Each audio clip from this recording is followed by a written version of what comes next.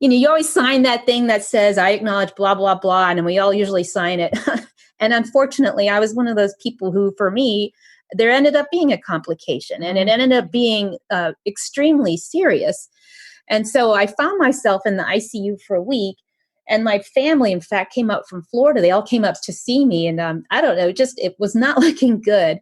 And I remember during that time, I had some really, really dark moments. And one of the things that helped lift me up was the cards and knowing that people were thinking of me. And even when I was lying there in my hospital bed and kind of wondering, what's going to happen, I would sit there, I would hold things, I would hold the cards, and it would be like kind of a way of holding the person who sent it to me. So I never got rid of any of those either. I kept them all in my nightstand. So sometimes when you can't be with someone, you can be with them in spirit, especially by giving them something tangible that they can hold, they can bring with them to wherever they are. So that's another reason why Octo Gifts, it actually speaks very deeply to me. Welcome to the Good Life Coach podcast. I am your host, Michelle Lamoureux. The intention of this show is to awaken you to your fullest potential. Join me each week for inspiring interviews to elevate an area of your life, as well as interviews with women entrepreneurs who are creating success on their own terms. Each episode provides actionable tips to guide you to design a life you love. Hey there, it's Michelle, and welcome back to the show. I'm so happy you're tuning in today. So if you've thought about becoming an entrepreneur, or perhaps you are, or you have a creative child who is very innovative, who wants to start a company, today's guest joined forces with her teenage son to launch an entrepreneurial venture. They are the co-founders of Octo Gifts, which creates fun 3D greeting cards and do-it-yourself kit designs. Now, Melanie has a rare combination of an MIT brain and a teacher's heart, where she loves empowering children and helping people create more memorable experiences together. She approaches everyone with an eye for not just how they're doing today, but what they could become tomorrow. And all of that is so aligned with this podcast, because the idea is, where are you today? What inner whispers are in your heart? And where do you want to be in the future? Where are you going? Now, many people have shared on this podcast that when they've had a health crisis, it became a wake-up call to what's truly important. And Melanie is actually going to share an experience that she had that solidified for her how she wanted to be spending her time. And although she was a very popular kindergarten teacher, teaching engineering design workshops and leading STEM coaching teams, serving Easter Seals teachers across Metro Atlanta, and even leading engineering teams for Corning, you'll hear that what she is doing now is aligned with all of her skill sets and a perfect fit. And so it's kind of beautiful to see how, even with a scary situation regarding her health, things came together in such a beautiful way. And she gets to work alongside her teenage son, Sebastian, who actually innovated the idea of Octo Gifts and why she decided to join forces with him. And if you've thought about teaming up with your child or just want to launch your own venture, there's something in this conversation for you. So let's get into the interview.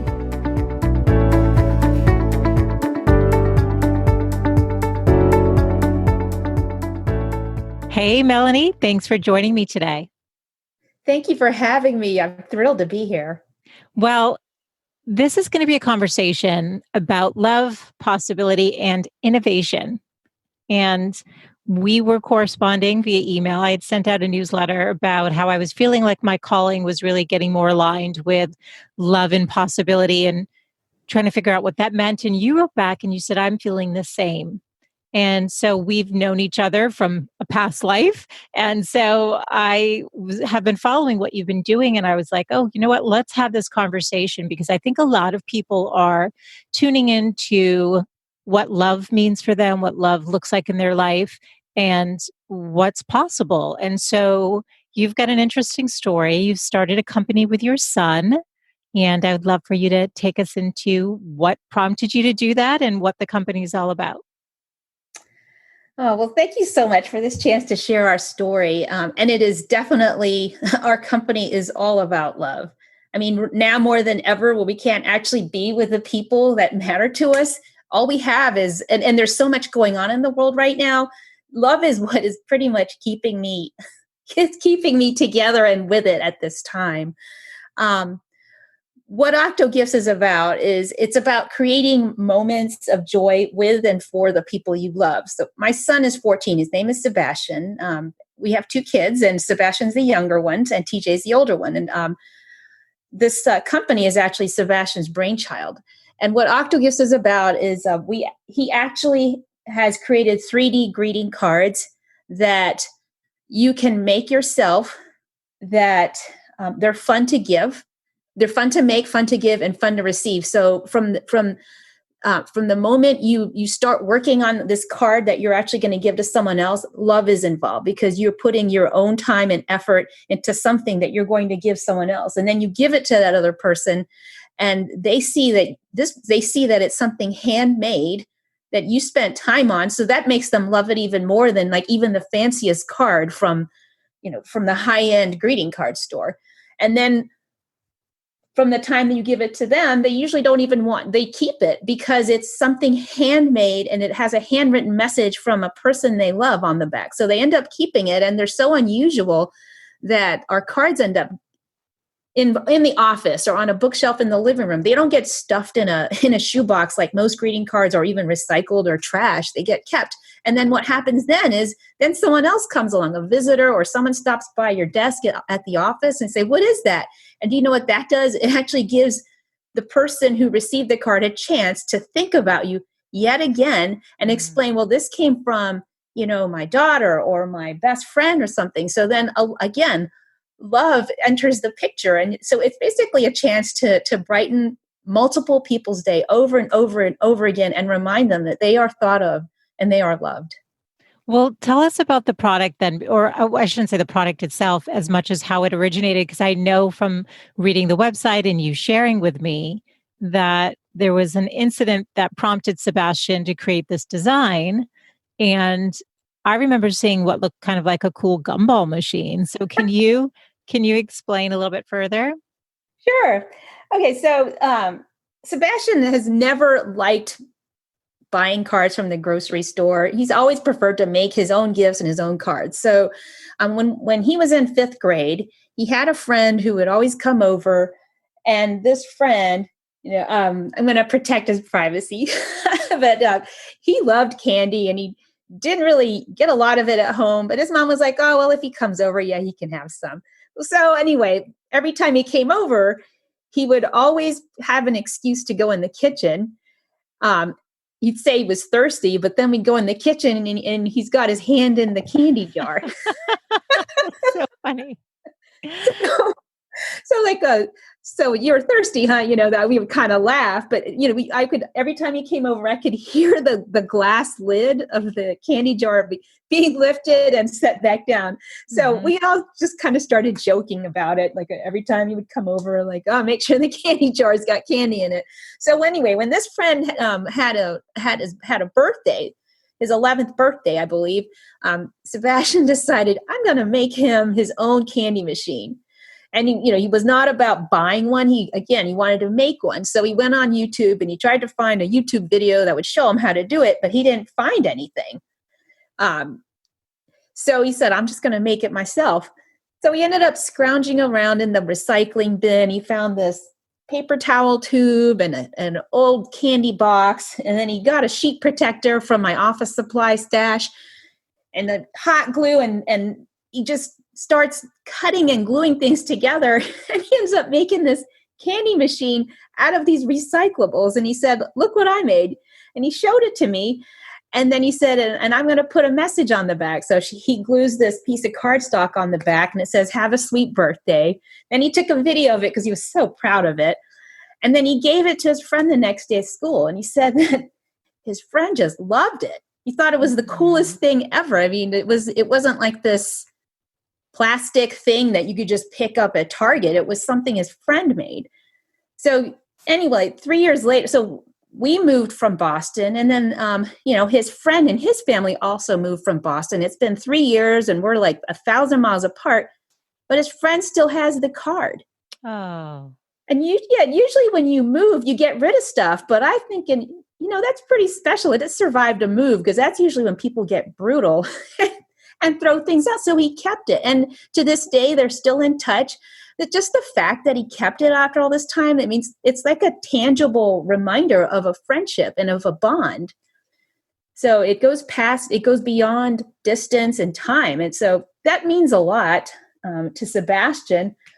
Anyway, where that ended up inspiring Octo Gifts is he never really forgot that moment. And he's, 2 years later. So when he was in 7th grade, he joined the band in middle school, and he wanted to get his own drum set. And the one he had his eye on was, I think it was around $300 or something. And so we thought, well, we expect you to help pay for that. And then we kind of left it at that to see what he'd come up with. And then he said, I know. He said, maybe that card that I made, for his friend, maybe other people will buy it. So I just said, yeah, sure, try it. I just wanted to see where he would take it. Mm-hmm. So he started disappearing into the basement. This is like in January 2019. Okay. He disappears into the basement for days. Like every time he comes home, he's down there. Then we start seeing all these little pieces of red paper. He started working on it upstairs too. We started finding heart-shaped red paper pieces on the kitchen counter. And my husband's like, what is this stuff? And I said, I don't know. Sebastian's doing something. And then lo and behold, he comes up in kind of like the 2nd or 3rd week of January. He comes upstairs. He says, look what I made. And I said, what is that? And he said, it's a Valentine's Day version of what I made. Oh. And then he showed it to us, and the thing worked. And he said, and this time it's all out of paper. He had just, he had asked me to place an order on Amazon for like red cardstock. And I'm like, yeah, sure. And I bought it. So he had made it entirely out of cardstock, except for the window. He found that, again, he used like a piece of clear plastic for the window, but everything else was paper, every component, even the dial. And he had put a candy in it, and he demonstrated it actually worked. And he said, I wonder if people would buy this. And I thought, yeah, sure. Why don't you try it? Again, I was like, sure, just try it and see what happens. So he created this posting on Etsy, and then he asked me to just spread the word on Facebook. And I said, yeah, sure, I'm happy to do that. And so I put it on Facebook, and he put some in stock, and then within 12 hours, they sold out. So he thought, so he thought, maybe I should make some more. I said, yeah, go ahead and make some more. So he restocked it, and then the second batch sold out. And then we thought, oh, wait a minute. Maybe you should make even more. And then I started getting emails from people. Hey, I wanted to get one, but you sold out. Can I place I want to make sure I get in on the next batch. Can I place a private order? And so we started having these emails coming in from people wanting to place private orders. So before we knew it, he was spending all his time after school, when he wasn't in like band practice or swimming or doing homework, he was making these cards. And so that's when he thought, maybe I have something. And then I even had people like sending me pictures, like my husband loved this. And there was a picture of a card in someone's kitchen, because he enjoyed spending time in the kitchen. So that's when Sebastian thought, well, maybe I have something here. And then he just looked at me, and he just said, will you help me see how far we could take this? Ooh, he says, I want to see where this can go. I love it. That's how it was born. Well, what's cool about it is I know that you have an engineering degree from MIT and 10 years in manufacturing, and that you're also an educator in STEM. I don't know if it's STEM or STEAM. You can correct me on that in a moment, if what's the way that it should be described these days. And you've done a TEDx talk, and you've helped teach other schools how to innovate around STEM.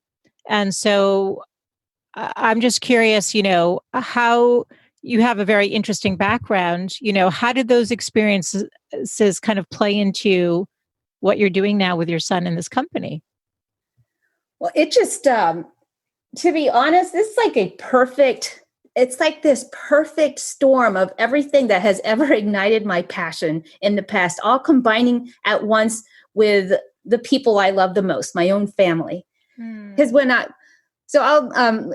was an undergrad, I remember I had multiple friends who were taking this class. It was a robotics. It was an introduction to design class. It was an MIT class for mechanical engineers. Mm-hmm. And I had friends, I wasn't taking the class because I was a chemical engineer, but I had friends who would sit there and work all night long on their robots. It was part of this project. They had to build a robot that would do something, like maybe sort eggs by a certain color. And I remember seeing all of my friends like spending countless nights just testing the robots, and they would use the hallway in our dorms to test the robots. So like night after night, I'd see them working. And then when they would finally get something working, it would be this, like, their eyes would just light up. And I could tell that, just how amazing it must have felt. And then, so I remembered that. And then when I was an engineer and we were starting up a new fiber optic plant in Charlotte, I remember how hard that was. It was like countless nights of just, I would come home at like maybe 11, 12, sometimes 1 a.m. And then I'd go back in at 5 because we had to get the machines up and running. We had a very aggressive timeline. And I remember it was really, really grueling. But the night where we finally hit the start button and actually saw physical, like, sellable product come out, we were all high-fiving. And again, that was like that feeling of, look what we did. We made it. Here's something tangible that represents all the blood, sweat, and tears we just did. I never forgot that. And then when I became a parent and I started watching just TJ and Sebastian, when they would make their first bubble with a bubble wand or make something with Legos, it was that same feeling where they say, look what I made. And I would see that look on their face. So all of that, look what I made, just the feeling of making something yourself that works, it's indescribable. So I feel like OctoGifts it's a culmination of seeing my own son make something that other people appreciate and enjoy. But then now that we actually have these available as DIY kits so that other kids can actually create what Sebastian invented, and they can say, look what I did, and give it to their loved ones. I mean, to me, it's like, oh my gosh, this is a combination of not just making something that works, but showing someone you love them. And it's all like blended together. It's like, you can't get any better than that as far as how much fulfillment it brings to me. I love this story. And I think that, if you are paying attention and open and allowing, things can bring together all of those great strengths that you have. And now you're getting to collaborate with your son and his skill sets and his strengths to, like you said, bring this amazing opportunity now to other children to create. And I think with greeting cards in particular, anytime you get a handwritten note in the mail, that's special.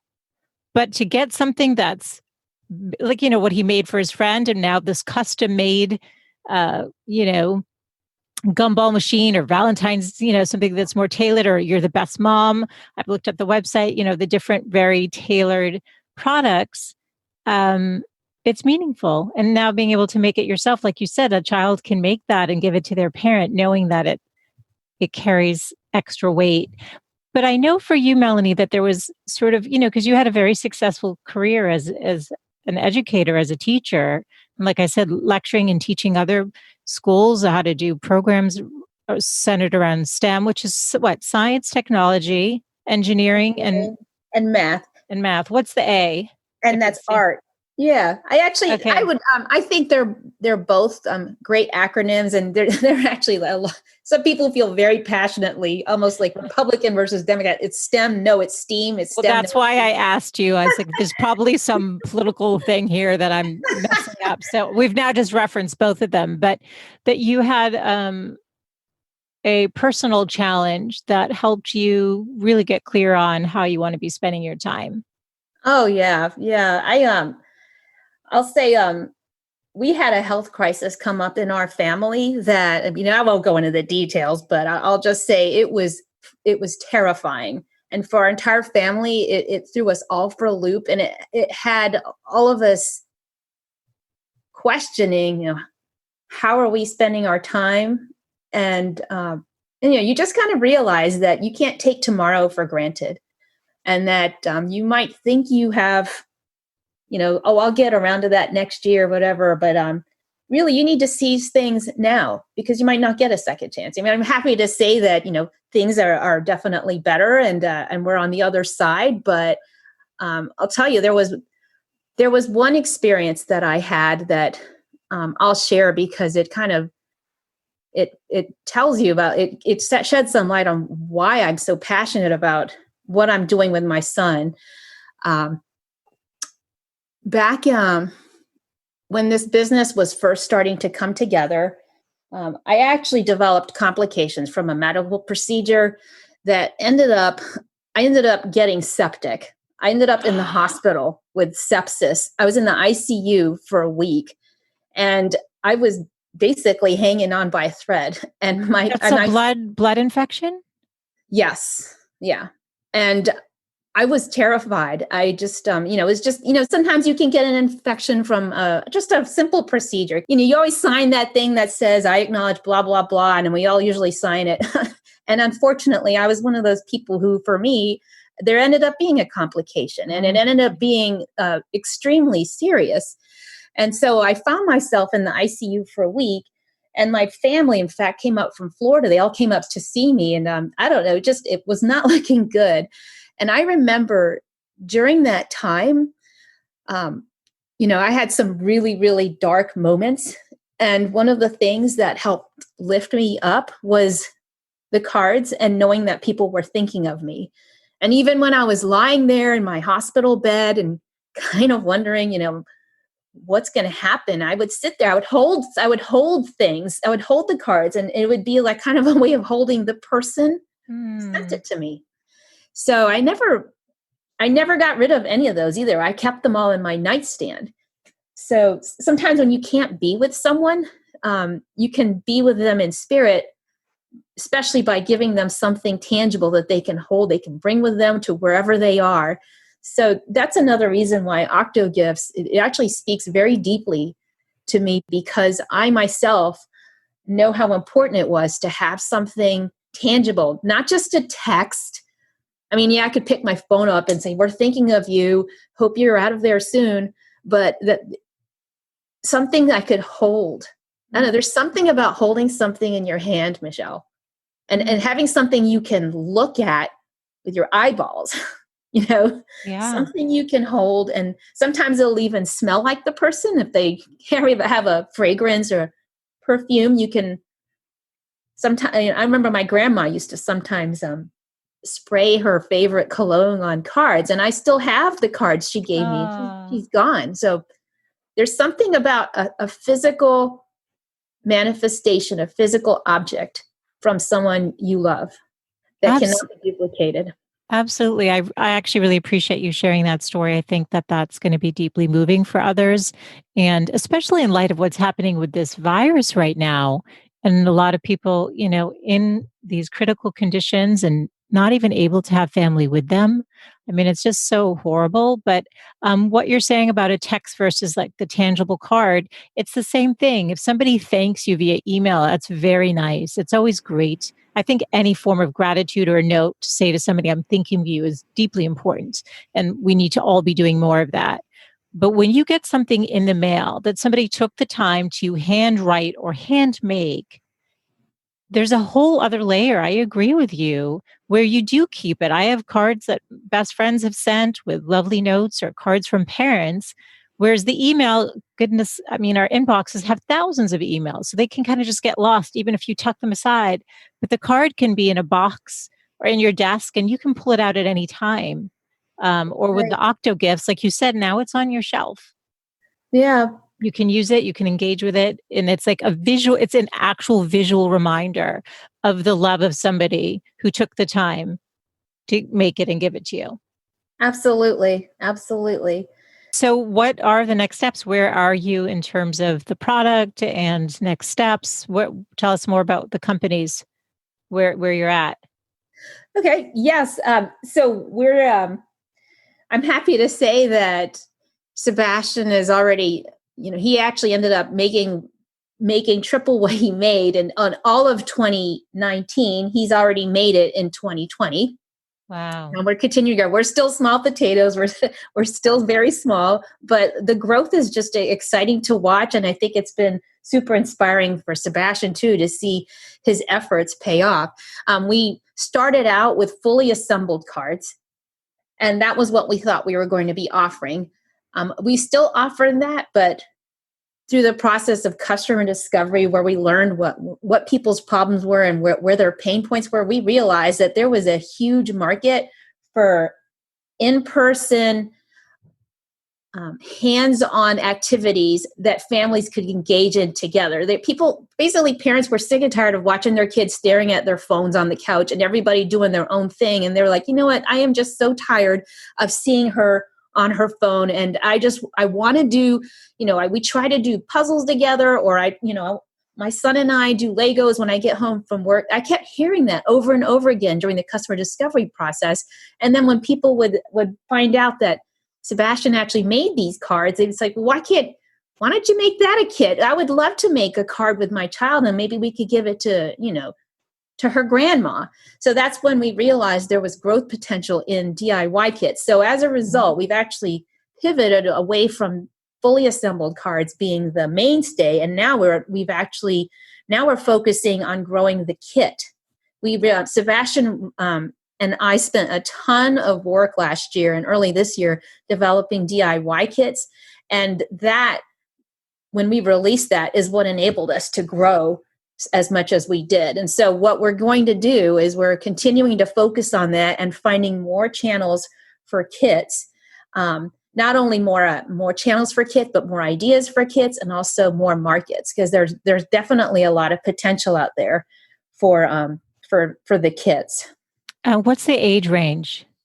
Well, we put 8 to 12 on the package as the ideal age range, but younger kids can do it if their parent is with them. In fact, on our website, we have pictures of I think he's 3, a 3-year-old boy doing it with his dad, and he was the helper, fetching the parts and helping put some of the simpler things together while the dad would do the more elaborate things. But it's still something that they did together, and there's pictures of them smiling and putting them together.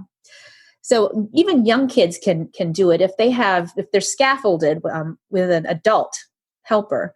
Mm-hmm. And then we've actually had grown-ups order these and build them also. So even adults who enjoy model plane building or jigsaw puzzles tend to enjoy it. But I'll say the sweet spot, I think, is kids aged 8 to 12 and their families. So 2 thoughts come to mind when you say that. One is, again, it's more spreading of love, because any dedicated time with a parent and their child where they're focused on an activity without the distractions around them and have the sense of accomplishment of creating something together is a deeply loving experience. And then I'm just thinking, just because of my marketing brain, but I mean, I'm thinking, of those, there was the kids coloring books, and then all of a sudden there was a whole line of adult coloring books because they realized it was relaxing and all these adults wanted to do it, right? And so a whole line of it. So it seems like there's going to be some natural evolution of the business as you go along. And potentially, I mean, you are a STEM teacher. This could be a Montessori kind of thing, or school, selling into schools, but we can do a brainstorm off the call. I'm like very excited for you.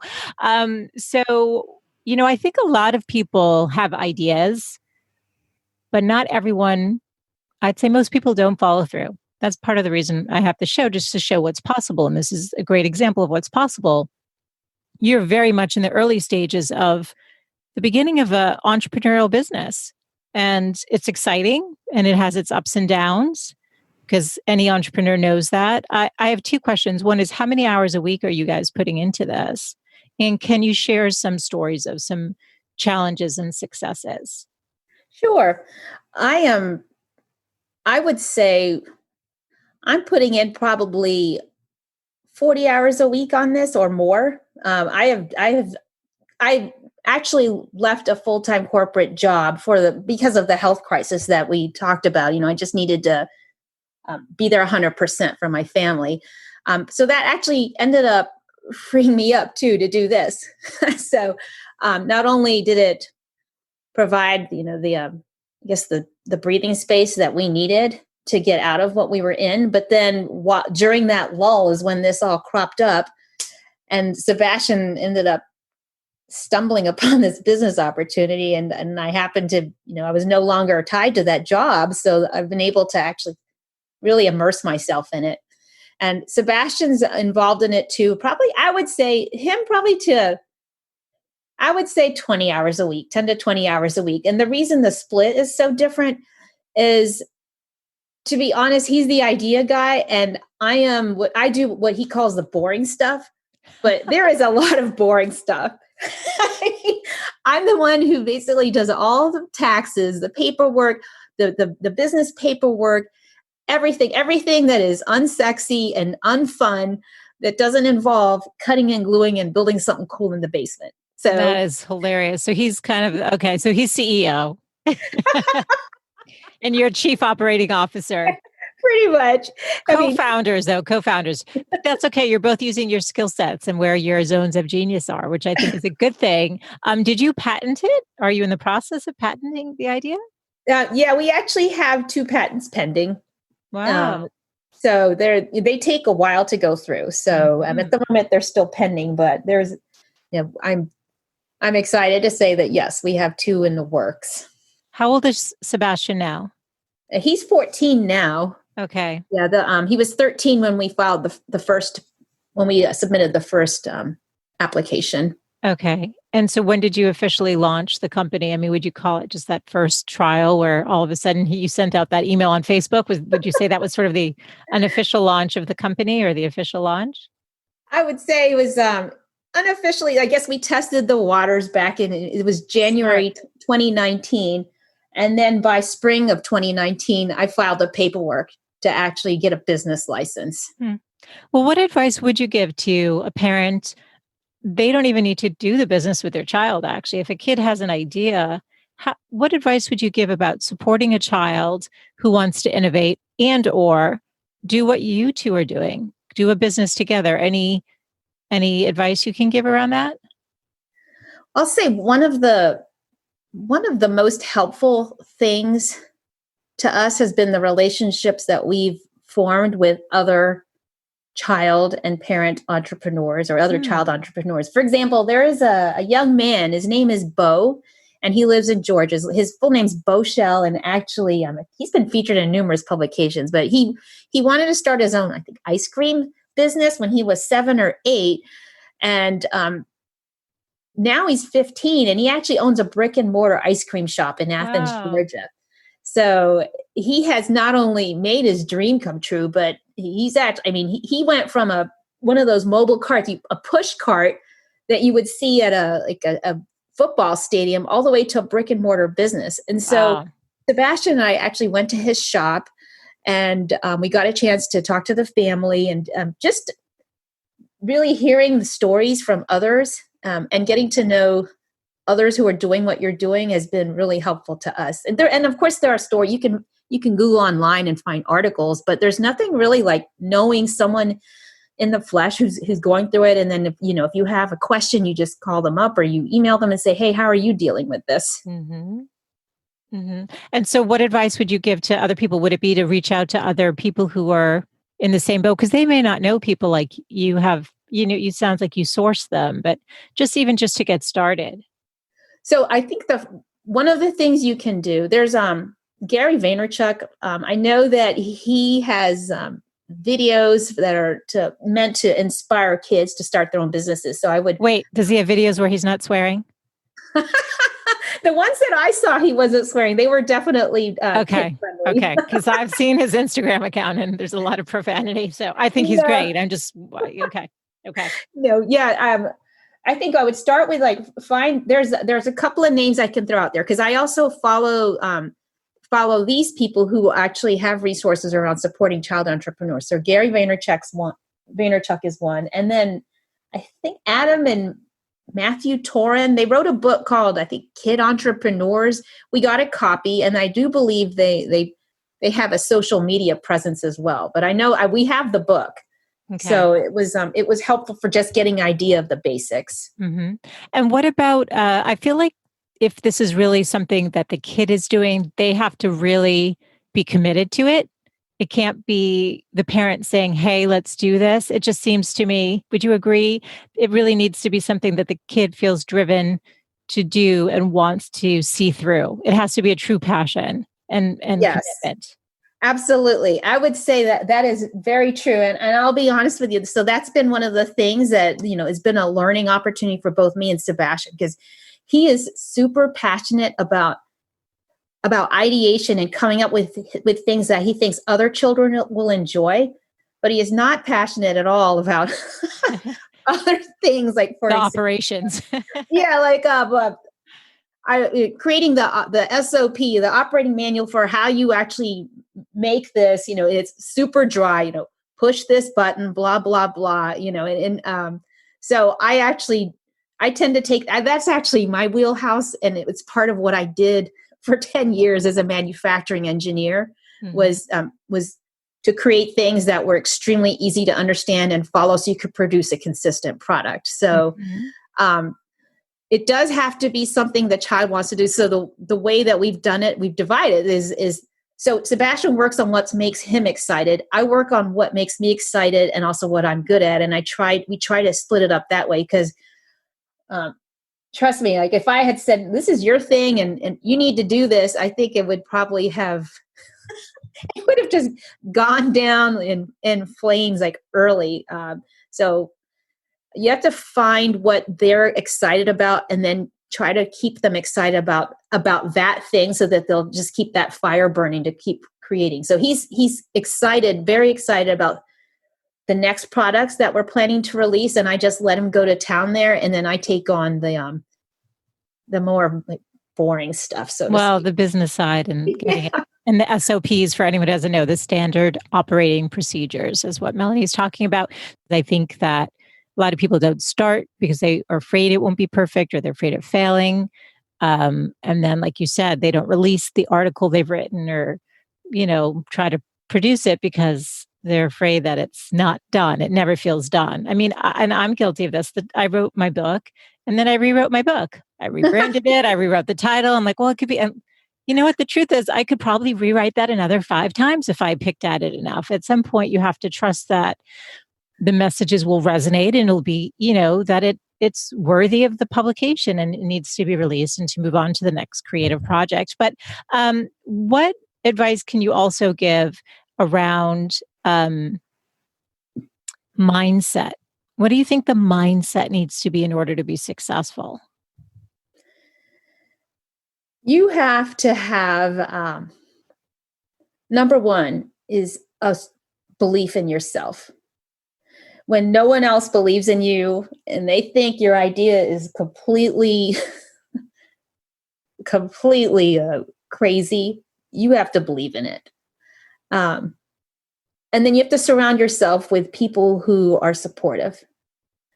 So I would say that's been one of the things that has been helpful to me and Sebastian is we just, I don't know, I guess we have this unbridled optimism in where this could go, and maybe we'll be wrong, but you need to have that optimism, because who else is going to carry the torch? It has to be you. Completely. Thank you. That's actually great advice. And did you find that you kind of figured out the challenges as you went? So when it came to how to produce it, how to mail it, how to get the packaging, I mean, how does that kind of stuff unfold? Because I think sometimes people are like, well, I don't know how to get a t-shirt made. I have this design, but I don't know how to do it. Or so what advice can you give around that kind of thing? Oh my gosh. That's another challenge is I tend to overthink everything. I mean, I was overthinking the kits and the instructions. So sometimes you just need to just do it. Just do it. But sourcing it, how do you source it? Just talking to people? Like, how do you know where to make that stuff? Oh, how? Like for the example, packaging, yeah. When you sent it out, did you make your own packaging, or did you buy pre-made boxes, or how did you ship it? How did you package it up to ship? So once we had the kits and we were ready to put them out, I literally I turned to what I know best, and it's shopping on Amazon. And I went to Amazon and I said, where can I get, clear plastic bags. And I know that sounds hokey, like, oh, you didn't go to some business sourcing thing. I said, no, I went to Amazon and I just found it on there. So we actually sourced our the cellophane bags from Amazon. I'm constantly buying things from Amazon and Michael's. And I know that as our volume increases, I can probably get better deals elsewhere. But I'm just using the same thing, the same supply sources that I turn to from my everyday normal personal life. Mm-hmm. So sometimes that was what I had to do just to get past it. Because I have this 1-inch thick catalog from Uline and all these other catalogs that you could tell they're B2B catalogs. Mm-hmm. And I started looking through that and it got overwhelming. And finally I thought, you know what, let me just start with a place I know and a process I'm familiar with. And then I'll go from there. Simplify. So what do you see as the future for OctoGifts? I see us continuing to grow in terms of we'll continue to offer fully assembled cards. We do charge more for those because a lot of labor goes into making those, but we do see the growth being primarily in kits. And I see us taking it in a direction where people are buying multiple kits at once. For example, for sleepovers, birthday parties, I can see us. Oh, that's nice. Yeah, because people are looking for how do I keep 10-year-old girls busy? That's awesome. Than just movies, And we also, we've gotten some great suggestions from friends and fans and mentors about businesses that would probably be interested in what we have to offer. For example, you go to trade shows and conferences and everyone's passing out the Post-its with company names. And I don't know how many drawstring bags we have that have I don't need any more drawstring backpacks and I don't need any more pens. But you know what? A little gumball machine that has a business card. You guys can't see it. So it's a little, wait, hold that up again, Melanie. I'm going to describe it. So it's a graduation card and it's a gumball machine and it's wearing a cap with the gold tassel. It's adorable. Is that on your website? Yeah, we have these. Here's another one. This is another one. This is actually our classic gumball machine card. So it can be customized in any color, but even you can see that squiggly heart on the window that can be replaced by a logo. For example, we actually had one with show me it working. And now this is when I wish I did have my show up on YouTube, which it may be coming soon. Just let me know if that's what you want. Okay. So Melanie's going to demonstrate it just so I can see it. So it's got, what is that? M&Ms in there? Yes, it has M&Ms. And I'm going to take this dial and turn it. Okay. Oh yeah, and it's a dispenser, just like an old school gumball dispenser, but it's made of paper? Made entirely out of paper, except for the window. Amazing. Okay, that's adorable. So, this is fascinating. Well, we're going to be keeping an eye on where Octo Gifts goes. But before we wrap up, can you leave the women listening with your 3 best tips on living a good life? Sure. I enjoy that part of your podcast the most. So I'll leave you 3. The first one actually it dovetails onto something one of your previous guests said. I don't know if I'm going to say her name correctly, Cynthia Besteman. Yeah. Oh, you listened to Cynthia. Yeah, that was a while ago, but yeah, sure. Cynthia Besteman. Yeah.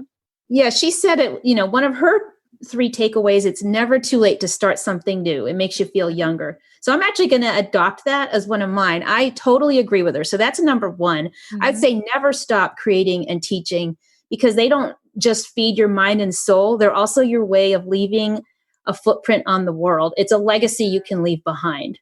Beautiful. So that's my tip number 1.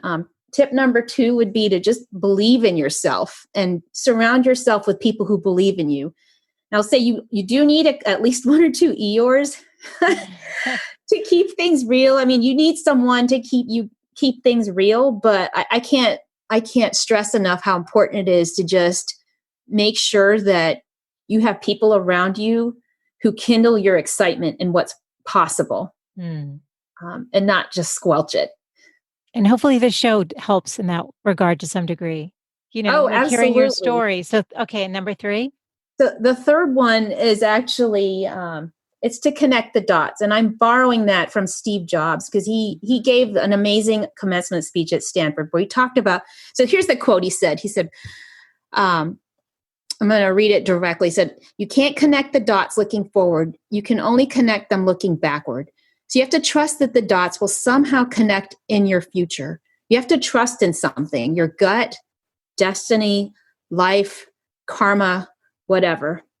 And I would say, amen, absolutely. I would say that for me, connecting the dots in my own life is what gives me passion and purpose today. Everything that I do now, I realize makes complete sense because when I look back and connect the dots, they do. So I'll give you an example. When I was, when I graduated with an engineering degree from MIT, so I would never have thought I'd be making paper machines with my 14-year-old kid, and that's, and that would be my vocation. So I'm like, you could look at it and say, what are you doing? Like, exactly how are you could look at that and say, that makes no sense. And what in the world are you doing that for?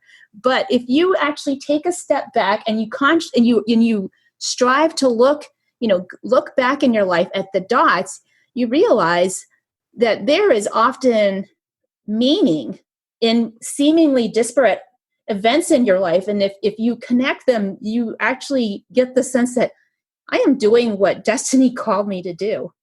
And I totally feel that for myself because what I'm doing today, it actually ties into that feeling I got from, look what I did, either watching my friends do their robots in the hallway or what we did at this plant. And then it ties into my work with children and just the satisfaction that I got from empowering children to create.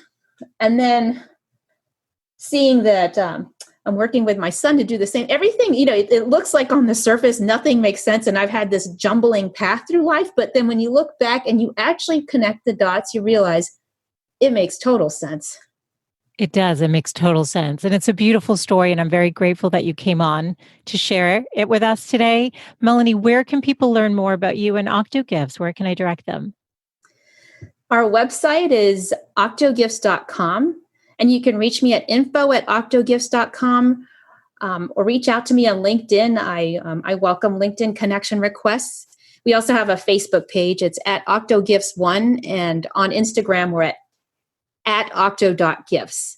Facebook is where we're most active currently as far as social media. Okay. Well, I'll link all of those in the show notes. This has been a true pleasure. Thank you for your time today and sharing your story. Oh, you're welcome. Thank you so much for having me. This is Michelle Lamoureux, and you've been listening to the Good Life Coach podcast. Now remember, all of the show notes can be found over at thegoodlifecoach.com. Now, I have one favor before you sign off today. If you've benefited from any of the shows that you've listened to and really enjoyed the content, would you be kind enough to take just 1 minute and rate and review the show over on Apple Podcasts? It's how I know what's resonating with you, and also it helps other women find the show. Thank you as always for tuning in, and I look forward to reconnecting next Wednesday. Bye for now.